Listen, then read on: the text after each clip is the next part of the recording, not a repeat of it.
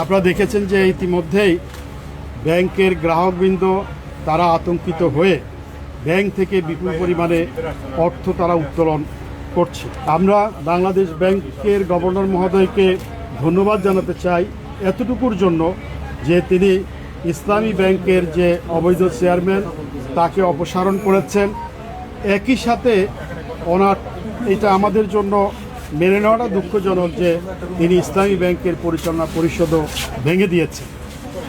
অবৈধ চেয়ারম্যানকে অপসারণ করার পরে ইসলামী ব্যাংকের গ্রাহকদের মধ্যেই আস্থা ফিরে এসেছে এবং গত একদিনের মধ্যে ইসলামী ব্যাংকের প্রায় সকল গ্রাহক ইসলামী ব্যাংকে ফিরে এসেছে।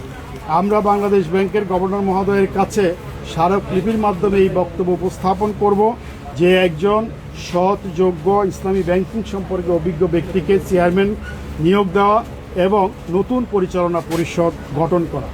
পাশাপাশি এস আলম ইসলামী ব্যাংক থেকে বিপুল পরিমাণ অর্থ ঋণের নামে তারা অনিয়মের মাধ্যমে গ্রহণ করেছে, অর্থ পাচার করেছে এবং ইসলামী ব্যাংকের যে শেয়ার প্রকৃত মালিকদের কাছ থেকে সেই শেয়ারগুলো জোরপূর্বকভাবে ভয়ভীতি দেখিয়ে নিজের আওতায় নিয়ে এসেছে।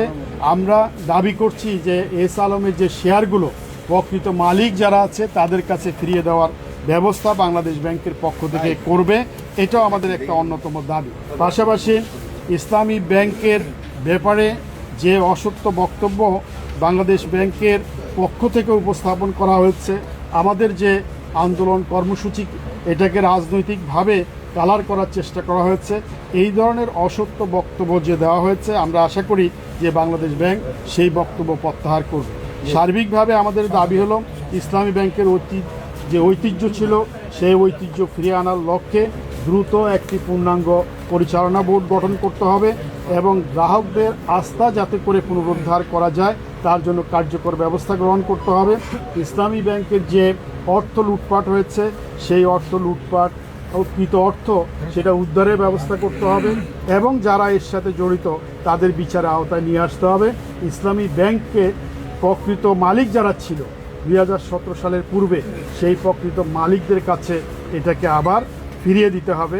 এই দাবি নিয়ে আমরা আজকে স্মারকলিপি মাননীয় গভর্নর মহোদয়ের কাছে আমরা উপস্থাপন করব।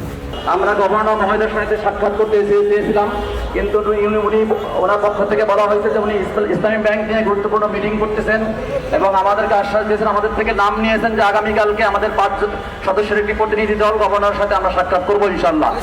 এবং ওনাদের কাছ থেকে আমরা আশ্বাস পেয়েছি যে ইসলামী ব্যাংকের জন্য ভালো হয়, ইসলামী ব্যাংকের জন্য সহযোগ্য এবং নির্ভরযোগ্য ব্যক্তিদেরকে ইসলামী ব্যাংকের পরিচালনা পর্ষদে নিয়োগ দেওয়া হবে, সেই আশ্বাস ওনারা আমাদেরকে প্রদান করেছেন।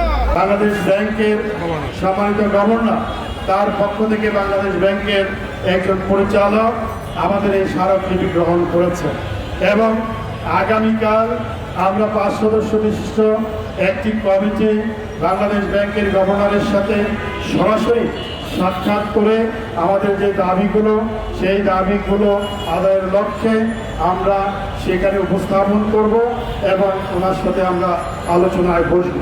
আমরা আশা করি যে আমাদের সকল দাবি বিবেচনা করা হবে। আমাদের যে 7 দফা দাবি, সকল দাবি আদায় করার মাধ্যমে আমাদের আন্দোলনের পরিসমাপ্তি ঘটবে।